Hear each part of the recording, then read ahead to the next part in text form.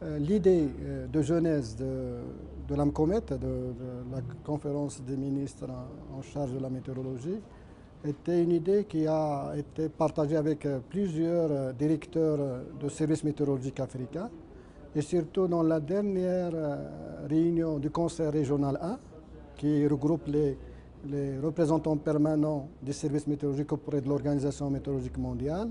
On avait décidé de pouvoir examiner la possibilité pour que les services météorologiques africains aient une très bonne visibilité, d'abord au niveau national et ensuite au niveau régional et continental.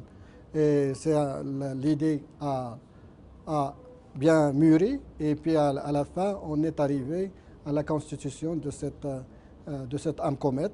Et bien entendu, le Maroc, pour être franc, nous avons invité et proposé la première tenue de cette AMCOMET à Casablanca.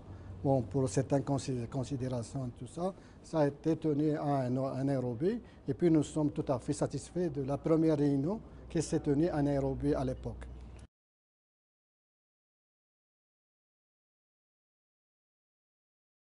On a eu la chance, un peu depuis les années 90, de bien saisir les opportunités qui ont été offertes à notre service météorologique par la haute autorité pour faire face à des phénomènes extrêmes comme la sécheresse. Et à l'époque, on a eu tout le soutien politique pour renforcer notre service météorologique national. Et au jour d'aujourd'hui, avec l'avis et le témoignage de tous les pays, mais africains et même extra-africains, la météo nationale marocaine jouit d'une bonne présence, une bonne prestation et surtout une bonne réputation aussi bien au niveau national, c'est-à-dire vis-à-vis des secteurs socio-économiques du pays, l'agriculture, les ressources en eau, le tourisme, la santé et autres. La même chose, il jouit d'une réputation au niveau régional, au niveau du Maghreb, de l'Afrique du Nord et de l'Afrique globalement, mais aussi on a eu l'honneur, et grâce à cet effort, aussi de jouer un rôle de premier niveau au niveau de l'Organisation météorologique mondiale, parce que la météo nationale est membre du bureau de cette instance internationale, et également le Maroc reste le seul pays non européen à être membre associé du Centre européen, et je crois que ça le met en première place pour essayer de satisfaire les usagers. Satisfaire les usagers s'articule en deux axes.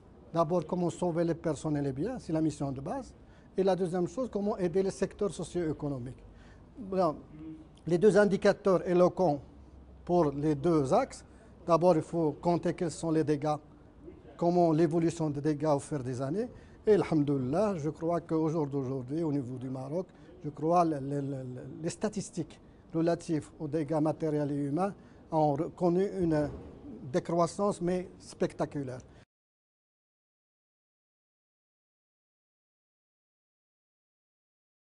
Dans le domaine de la météorologie, il n'y a pas de mystère. C'est qu'il y a des dimensions nationales, des dimensions internationales et des débats internationaux. Il y a aussi cette volonté d'augmenter les chiffres d'affaires.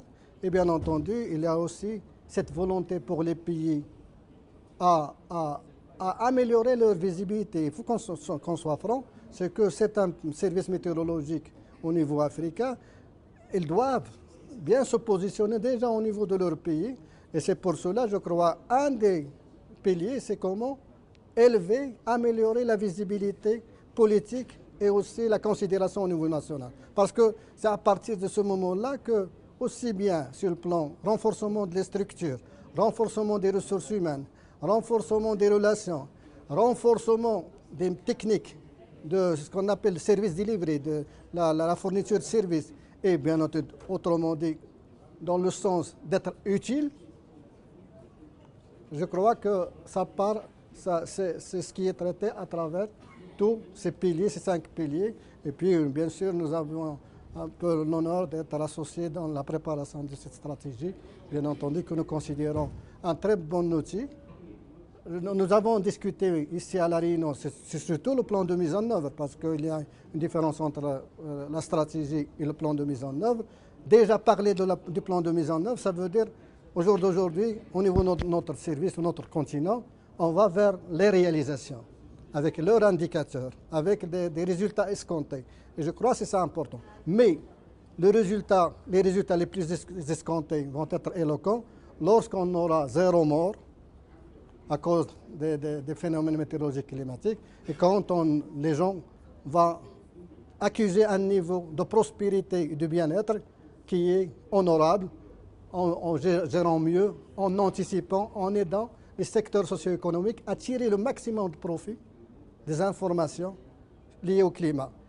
En quelque sorte, l'effort, je crois que ce n'est pas dit dans la stratégie, mais l'effort derrière ces 5 piliers, c'est comment essayer de monter un système de gestion de la connaissance du risque, comment essayer d'aider les secteurs socio-économiques et bien entendu comment instaurer, et c'est ça le mot, je vais le peser, comment instaurer une vigilance météorologique, climatique au service du continent et de ses populations.